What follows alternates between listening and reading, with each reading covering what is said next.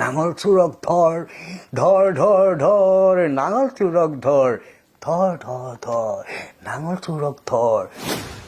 আপুনি আপোনাক এটা স্ক্ৰিপ্ট দিব এই স্ক্ৰিপ্টটো মতে আপুনি কৈ গলেতো নহব আপোনাৰ নিজৰ কিছুমান স্কিল লাগিব লাগিব নিশ্চয় কৰবাত মোৰ এক্সিডেণ্টো হৈছে অভিনয় কৰিবলৈ যাওঁতে কৰবাত মানে মানুহৰ হাঁহিয়তৰ পাত্ৰও হৈছোঁ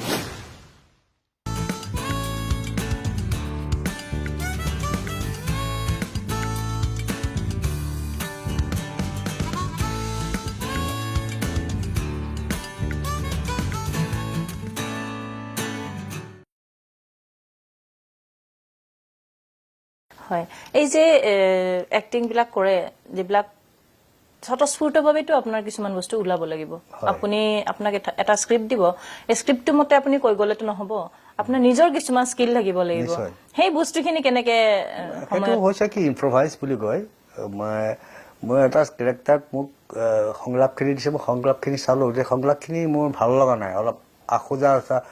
আখোজা লাগি আছে মানে মিলা নাই বস্তুটো কৈ ভাল নালাগিব তাক মই মোৰ নিজৰ মতে সজাই লওঁ মোৰ নিজৰ মতে লাইনকেইটা লাইন আপ মই কৰি লওঁ আৰু নিজৰ মতে কৰি যিটো সুবিধা হয় তেতিয়া বেছি স্বতঃস্ফূৰ্ত হয় খুব ভাল হয় আৰু যদি খোকোজা লগা সংলাপ এটা ক'বলৈ যাওঁ তেতিয়া বৰ স্বতঃস্ফূৰ্ত নহয় বা ক'ৰবাত উজুতি খোৱাৰ চান্স থাকে সেইকাৰণে মই নিজৰ মতে বনাই লওঁ কেতিয়াবা হয়তো দুই এটা শব্দ বা দুই এটা লাইন মই নিজৰ বাবেও নিক্ষেপ কৰোঁ গতিকে সেইটো তেনেকৈ কৰিলে অভিনেতাজনৰ সুবিধা হয় মই ভাবোঁ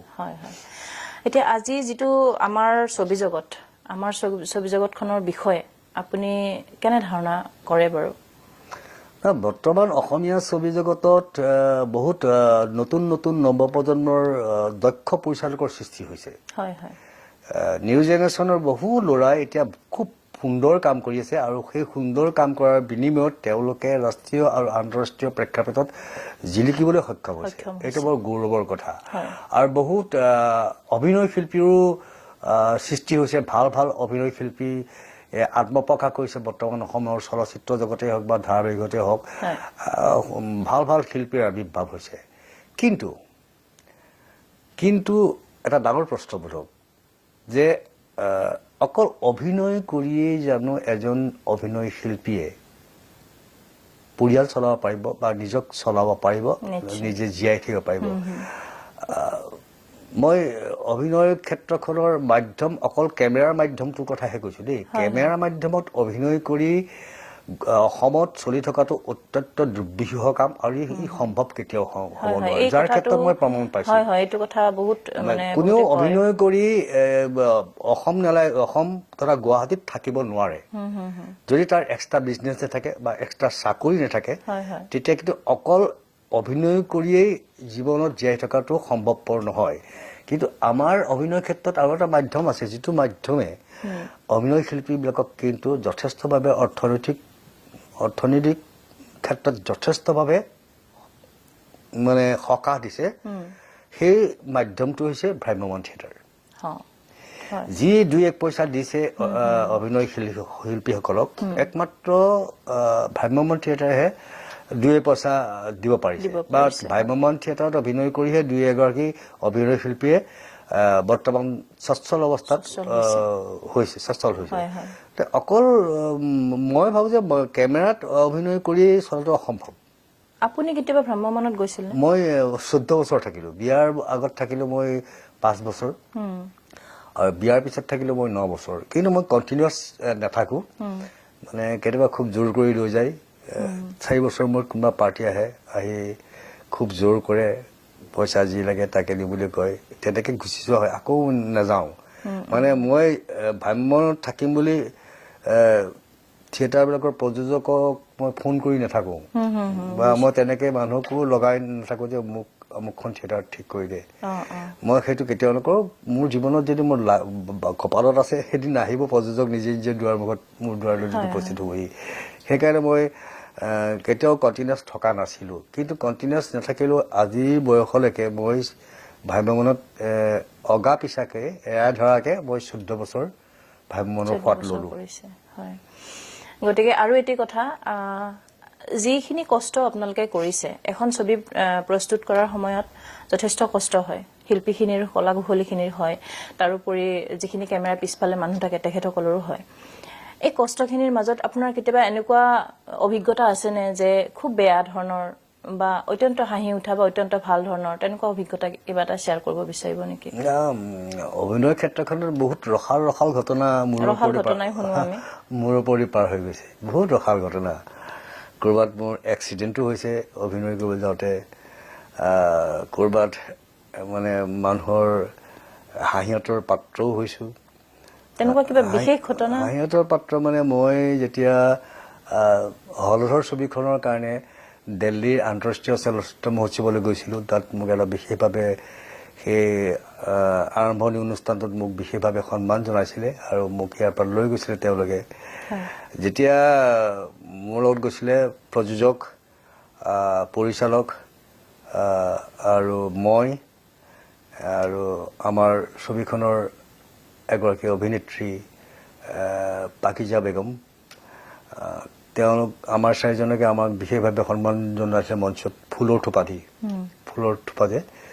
থোপা দি জনাইছিলে আৰু তেতিয়া মানে অনুষ্ঠানটো শেষ হোৱাৰ পিছতে পৰিচালক প্ৰযোজক আৰু পাকিজাই এটা প্ৰেছ মিটত যাবলগীয়া হ'ল লগে লগে তেতিয়া আটাইখিনি ফুলৰ থোপা মোৰ হাতত দিলে মোৰ ফুলৰ থোপাটো মোৰ নিজৰটো আছেই সেই আটাইখিনি ফুলৰ টোপা লৈ পেলাই মই যেতিয়া সেই দিল্লীৰ য'ত ফেষ্টিভেল হৈছে তাৰ অডিটৰিয়ামৰ বাহিৰলৈ ওলাই মই ফুটপাথত ধৰি দিছিলোঁ তেতিয়া দুজন মানুহ আহি ওচৰ চাপি আহি কৈছিলে যে ভাইয়া ये फूल का दाम कितना है मैं तोहफा खुद फूलों दाम फूलिसे भैया आपको पूछता हूँ कि आप कितना दाम है ये एक का दाम এতিয়া মই ভাবিছিলোঁ যে মোক ফুলৰ বেপাৰী বুলি ভাবিছিলে কাৰণ চেহেৰা পাতিয়ে ফুলৰ বেপাৰী নাই মূৰত চুলি নাই টকলা মূৰ ক্ষীণ মীন দেহা খোলা মোলা মানুহ মোক ফুলৰ বেপাৰী বুলি ভবাটো স্বাভাৱিক তেতিয়া মই মানুহজনক শুধৰাই দিছিলোঁ যে মই ফুলৰ বেপাৰী নহয় মই এই অডিটৰিয়ামত মোক সম্বৰ্ধনা জনাইছিলে এই তাৰে ফুলখিনি মোৰ হাতত আছে আৰু দুজন মানুহৰ ফুল মোৰ হাতত আছে মই ফুলখিনি লৈ ওলাইহে আহিছোঁ তেতিয়া মানুহজনে চৰি কৰি আঁতৰি গৈছিল এইবিলাক ৰসাল কাহিনী আৰু আপোনাৰ ভাল পোৱা আপুনি সকলোতকৈ ভাল পোৱা ফিল্ম যিখন চিনেমা তাৰে কিবা এটা সংলাপ আমি জানিব বিচাৰিম মানে শুনিব বিচাৰিছোঁ মোৰ জীৱনৰ টাৰ্ণিং পইণ্টটো হৈছে হলধৰ ছবিখনৰ নকৰাহেঁতেন মই আজি অতুল পাচনি হ'ব নোৱাৰিলেন বা তোমাৰ ষ্টুডিঅ'ত তোমাৰ লগত এনেকৈ কথা পাতিব নোৱাৰিলোহেঁতেন কি জানি কাৰণ হলধৰে মোৰ জীৱনৰ বাট মুকলি কৰিছে প্ৰশস্ত কৰিছে চলচ্চিত্ৰ জগতলৈ তো হলধৰ ছবিখনৰ সেই সংলাপটো মোৰ কাৰণে এতিয়াও শ্ৰেষ্ঠ সংলাপ বুলি মই ভাবোঁ ছবিখনত মই এটা নাঙল চোৰৰ চৰিত্ৰত যোগদান কৰিছিলোঁ নাঙল চোৰটো কৰাৰ পিছত মই এদিন ধৰা পৰি গ'লোঁ মই যে নাঙলটো চুৰ কৰিছিলোঁ বলো বায়নৰ ঘৰৰ পৰা গাঁওখনৰ বলো বায়ন বুলি এজন মানুহ আছে সেই মানুহ ঘৰৰ পৰা মই এটা নাঙল চুৰ কৰিলোঁ মহাজনৰ তাগিদাত মই মহাজনৰ ঘৰত লগোৱা আছিলোঁ আৰু মহাজনে মোক সেই নাঙলটো চুৰ কৰিবলৈ বাধ্য কৰাইছিলে আৰু যদি মই সেই নাঙলটো চুৰ কৰি মহাজনক দিব নোৱাৰোঁ তেতিয়াহ'লে মোৰ বন্ধকত থকা মাটিখিনি তেওঁ ঘূৰাই নিদিয়ে আৰু মই বৰ্তমান থকা ভেটিটোও তেওঁ কাঢ়ি লৈ যাব মই সেই ভয়তে বলবায়নৰ পৰা নাঙলটো চুৰ কৰিলোঁ চুৰ কৰাৰ পিছত মই ধৰা পৰিলোঁ শেষত ছবিখনৰ শেষৰ ফালে মই ধৰা পৰিছোঁ তেতিয়া মই বলবায়নক নাঙলটো ঘূৰাই দিম বুলি তেওঁক প্ৰতিশ্ৰুতি দিলোঁ কৈ আহিলোঁ যে তোৰ মই নাঙলটো মই তোক দিম এতিয়াই লৈ আহিম গৈ মই এই এটা কালভাৰ্টৰ তলত নাঙলটো লুকাই থৈছিলোঁ জলসম্পদ বিষয়ে এইটো বুলি কয় পাব্লিক হেল্থৰে পৰে নেকি পথাৰবিলাকত যে পকা নলা থাকে পানী পথাৰলৈ যাব পৰা তাৰ এনেকুৱা পুল এটাৰ তলত মই নাঙলটো লুকাই থৈছিলোঁ আৰু মই পুলটোৰ তললৈ শেষত নামি গ'লোঁ নামি গৈ পানী আছে পানীৰ পৰা নাঙলটো দাঙি আনিছোঁ আনি পেলাই পাৰলৈ উভতি আহি দেখোঁ যে মোৰ সন্মুখত এজাক ল'ৰা ছোৱালীৰ মিছিল বাপৰে বাপ গোটেইবিলাকে মোলৈ চাই ভেবালকে চাই আছে মই ভাবিলোঁ যে মই চোৰক চাবলৈ আহিছে নাঙল চোৰক ল'ৰা ছোৱালীবিলাকে চাবলৈ আহিছে মই সিহঁতৰ ফালে 3 খোজ আগবাঢ়ি গ'লোঁ সিহঁত 3 খোজ পাছলৈ গ'ল মই সিহঁতে ভয় খাইছে কিজানি মানে সিহঁতক ভয় খাবলৈ দিব নোৱাৰি সিহঁতে নাঙল চোৰক চাবলৈ আছে ভালকৈ চাবলৈ দিওঁ আকৌ মই 3 খোজ পিছুৱাই আহিলোঁ আকৌ ল'ৰা ছোৱালীবিলাক মোৰ ফালে 3 খোজ আগুৱাই আহিলে সিহঁতৰ উৎকণ্ঠা চোৰক চোৱাৰ যিটো উৎকণ্ঠা সেই উৎকণ্ঠা দেখি মোৰ মুখত স্বতঃস্ফূৰ্তভাৱে এটা সংলাপ ওলাই গৈছিলে সেই সংলাপটো হৈছে ধৰ ধৰ ধৰ নাঙল চোৰক ধৰ ধৰ ধৰ ধৰ নাঙল চোৰক ধৰ ধৰ ধৰ ধৰ নাঙল চোৰক ধৰ ধৰ ধৰ ধৰ নাঙল চোৰক ধৰ ধৰ ধৰ ধৰ নাঙল চোৰক ধৰ ধৰ ধৰ ধৰ নাঙল চোৰক ধৰ এইটোৱে মোৰ সংলাপ মই ভাল পাওঁ সংলাপ আৰু সেইটোৰ পৰাই আপোনাৰ সেই সময়খিনিৰ পৰাই আপোনাৰ জীৱনটো সলনি হৈ গ'ল সলনি হৈ গ'ল হয় যথেষ্ট ভাল লগা মুহূৰ্ত আপোনাৰ কাৰণে আপুনি সেইকাৰণে পাহৰিব নোৱাৰে এইটো যথেষ্ট পুৰণি ফিল্মখন তথাপিও সতেজ হৈ আছে আপোনাৰ মনত এতিয়াও আৰু ইয়াৰ মাজতে আৰু এটা কথা আপোনাৰ লগত সহ অভিনয় কৰা চেতনা দাস বাইদেউ মানে আমি বহুত ক্ষেত্ৰত দেখা পাওঁ তেখেতক আপোনাৰ লগত তেখেতৰ লগত কিবা সংলাপ আপোনাৰ তেনেকুৱা আছে নেকি তেনেকুৱা সংলাপ নাই কাৰণ বাইদেউৰ লগত মই কিন্তু অজস্ৰ কাম কৰিছোঁ যি সময়ত গোটেই অসমত ভিচিডিয়ে একদম তোলপাৰ লগাই আছিলে সেই সময়ত ভিচিডিৰ হিৰো আৰু হিৰোইন বুলি ক'লে মই আৰু চেতনা বাইদেউ প্ৰত্যেকখন ভিচিডিতেই যথেষ্ট চাইছো বহুত চাইছো আমি চেতনা বাইদেৱে মোক কাষ্টিং কৰিবই আৰু তাৰ পৰা মাৰ্কেটো পাইছিলে প্ৰযোজকে পইচাও ঘূৰাই পাইছিলে আৰু চিৰিবিলাকো খুব সুন্দৰ হৈছিলে বাইদেউৰ লগত তেনেকে সংলাপ বৰ বিশেষ মুখস্থ নাই কিন্তু বাইদেউৰ লগত মোৰ কাম কৰি ভাল লাগে বাইদেউৰ কোপাৰেশ্যন বৰ ভাল খুব আন্তৰিকতাৰ সৈতে তেখেতে অভিনয় কৰে আৰু কোপাৰেশ্যন বিশেষকৈ সহযোগটো বৰ ডাঙৰ কথা কো আৰ্টিষ্টত এজন কো আৰ্টিষ্টে যিটো সহযোগ সেই সহযোগটো একদম ডাঙৰ কথা সেই সহযোগ থাকিলে অভিনয় কৰি ভাল লাগে আৰু ফলাফলটো ভাল পোৱা যায় ভাল হয় হয় অভিনয়টো ফুটি উঠিবৰ কাৰণে দুজনৰে সহযোগ লাগিব আচলতে মোৰ কথা আৰু পাতি থাকিবলৈ মন গৈছে কাৰণ এৰি দিবলৈ ইচ্ছা নাই ডাঙৰীয়াক গতিকে তথাপিও আমিতো আমাৰ সময়ৰ প্ৰতি লক্ষ্য ৰাখি আমি অনুষ্ঠান শেষ কৰিব লাগিব আৰু ইমান ব্যস্ত মানুহ তাৰ মাজতে এইখিনি সময় উলিয়াইছে আমাৰ আই নিউজৰ পৰিয়ালৰ তৰফৰ পৰা আপোনাক ধন্যবাদ জনাইছো তোমালোকৰ ধন্যবাদ মই আন্তৰিকতাতে গ্ৰহণ কৰিছো আৰু এইখিনিতে তোমাৰ চেনেলৰ জৰিয়তে মোৰ আহিবলগীয়া ছবিকেইখনৰ নামো দৰ্শক শ্ৰোতাক ক'বলৈ বিচাৰিছো এইকাৰণে ক'বলৈ বিচাৰিছো যে আপোনালোক চিনেমা হললৈ আহিবই আহক তেতিয়াহে আমাৰ চলচ্চিত্ৰ ইণ্ডাষ্ট্ৰীটো জীয়াই থাকিব আমি জীয়াই থাকিম শিল্পী কলা কুশলীসকলৰ মুখলৈ মুঠি অন্ন যাব গতিকে আপোনালোকৰ অবিহনে আমাৰ সৃষ্টি একেবাৰে শূন্য মোৰ আহিবলগীয়া ছবিকেইখন হৈছে ৰাইজৰ জ্ঞাতাৰ্থে জনাও এটা জীয়া কাহিনী সঁচা কাহিনীৰ ওপৰত অনুৰাধা শৰ্মা পূজাৰীৰ চিত্ৰনাট্য সংলাপ ৰচনা কৰিছিলে ছবিখনৰ নাম মই এটি নিশাচৰ ছবিখন NFDCয়ে প্ৰযোজনা কৰিছে দিল্লীৰ NFDCয়ে প্ৰযোজনা কৰিছে আৰু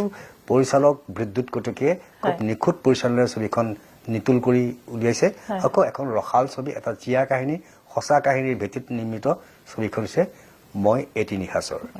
আৰু দ্বিতীয়খন ছবি হৈছে সেই ছবিখনৰ নামটো শুনিলে অসমৰ ৰাইজে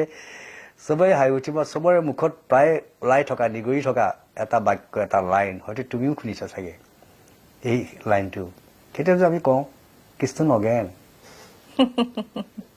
কেছটো নগেন এইটো বহুতেই কয় কেমেৰা পাৰ্চনৰ হাঁহি উঠিছে কেমেৰা পাৰ্চনৰ হাঁহি উঠিব কাৰণ কেছটো নগেন সেই চিনেমাখনৰ নাম হৈছে কেছটো নগেন খুব এখন খুব ভাল কনচেপ্ট থকা ৰসাল কিন্তু আৰ্ট ছবি হলেও মানুহে আৰ্ট মানে সেই যে চিন্তাশীল দাড়ি টানি টানি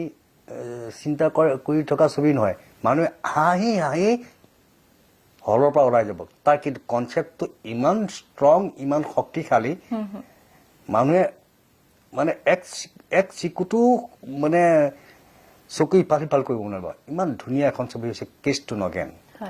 খুব ভাল ছবি অসমৰ ৰাইজে চাবলৈ আহিব আৰু কোন কোন আছে কেছটো নগেনত আছে মই আছো সিদ্ধাৰ্থ মুখাৰ্জী আছে অমৃতা গগৈ আছে পুণ্যদা বুলি এগৰাকী ভাল অভিনেত্ৰী আছে চুতীয়াৰ আকৌ তোমাৰ হেঙুল থিয়েটাৰৰ প্ৰযোজক আমাৰ সংকল্পজিত আছে এনেকুৱা হিমাংশু প্ৰসাদ দাস আছে NSD আৰু হিমাংশু প্ৰসাদ দাসৰ ৱাইফ পৰিবাৰ প্ৰণামী আছে আৰু যিখিনি বাকীখিনি অভিনয় শিল্পীও কিন্তু মানে নাটকৰ পৰা অহা নাটক কৰা ভাল ভাল শিল্পীক নিৰ্বাচন নতুন প্ৰজন্মৰ শিল্পীক কাষ্টিং কৰিছে ছবিখন সেইকাৰণে ছবিখন খুব সুন্দৰ হ'ব আৰু তৃতীয়খন ছবি হৈছে অগ্নিবীৰ অগ্নিবীৰ সেইখন ছবি এখন কমাৰ্চিয়েল ছবি হ'ব আৰু চতুৰ্থখন ছবি হৈছে ৰক্ষক ছবিখনো এখন মানে বিধৱাৰ ওপৰত বনাইছে বৈধৱ জীৱন কেনেকৈ ইমান দুৰ্বিষহ ইমান কণ্টকময় ইমান ভয়াৱহ তাৰ ভিত্তিতে নিৰ্মাণ কৰিছে ৰক্ষক ছবিখনত তো ভালেমান দক্ষ শিল্পীয়ে চিনাকি মুখৰ শিল্পীয়ে অভিনয় কৰিছে ছবিখনত এটা চৰিত্ৰত অভিনয় কৰিছে এজন ৰাজনীতিবিদে চামগুৰি সমষ্টিৰ বিধায়ক ৰকিবুল হুছেইন ডাঙৰীয়াই তাত এটা বিশেষ চৰিত্ৰত অভিনয় কৰিছে আৰু শেষবাৰৰ কাৰণে সিদিনা আমাৰ মাজৰ পৰা আঁতৰি যোৱা মোৰ বন্ধু জয়ন্ত দাসেও সেই ছবিখনত এটা সৰু চৰিত্ৰত অভিনয় কৰিছে এয়াই মোৰ ছবিৰ আহিবলগীয়া ছবি আপোনালোকে ছবিখিনি চাব তেখেতৰ আহিবলগীয়া ছবিখিনি আমি সকলোৱে লগ লাগি হলত গৈ চাব লাগিব আৰু এতিয়া দেখিছো যে অসমৰ মানুহখিনি আহিছে ওলাই এতিয়া চাই মানুহে ছবি আজৰি সময়ত আৰু এখন ছবিৰ পৰা আমাৰ জানিবলগীয়াও বহুত থাকে শিকিবলগীয়াও বহুত থাকে আমি মনোৰঞ্জন ধৰ্মীয়ও হয় এখন ছবি তাৰোপৰি বিভিন্ন বস্তু আমি শিকিব পাৰো এতিয়াতো ছবিবিলাকত এতিয়া বহুত মানে বিষয় উপস্থাপন কৰা হয় যেনেকৈ ৰাজনীতি অৰ্থনীতি এনেকুৱা বিভিন্ন ধৰণৰ বিষয়বস্তু থকা ছবিও আজিকালি ওলাইছে গতিকে ইয়াৰ পৰা আমি শিকিবলগীয়া যথেষ্ট থাকে আৰু আমাৰ গোটেই সকলোৰে জীৱনৰ যিবিলাক সমস্যা জৰ্জৰিত মানে আমাৰ জীৱন গতিকে তাৰ মাজত আমি ওলাই অকমান মনটো শান্তি লাগিব প্ৰশান্তি লাগিব ছবিখিনি চোৱাৰ কাৰণে আৰু অসমীয়া ছবিৰ এতিয়া যিটো ধাৰা এই ধাৰাটোক আমি আগুৱাই নিব লাগিব গতিকে সমূহ দৰ্শকক অনুৰোধ কৰিছো আপোনালোকে চাব ছবিকেইখন ছাৰে ক'লে ছবিকেইখনৰ নাম গতিকে আহি আছে আৰু নিশ্চয় খুব ভাল পাব চাই নহয় জানো হয় খুব ভাল পাব গতিকে আজি এই অনুষ্ঠানটিৰ পৰা বিদায় লৈছো ছাৰৰ লগতে আপোনালোকক ধন্যবাদ জনাইছো আৰু কিবা যদি আপোনালোকৰ জানিবলগীয়া থাকে তেতিয়াহ'লে কমেণ্ট নিশ্চয় কৰিব ধন্যবাদ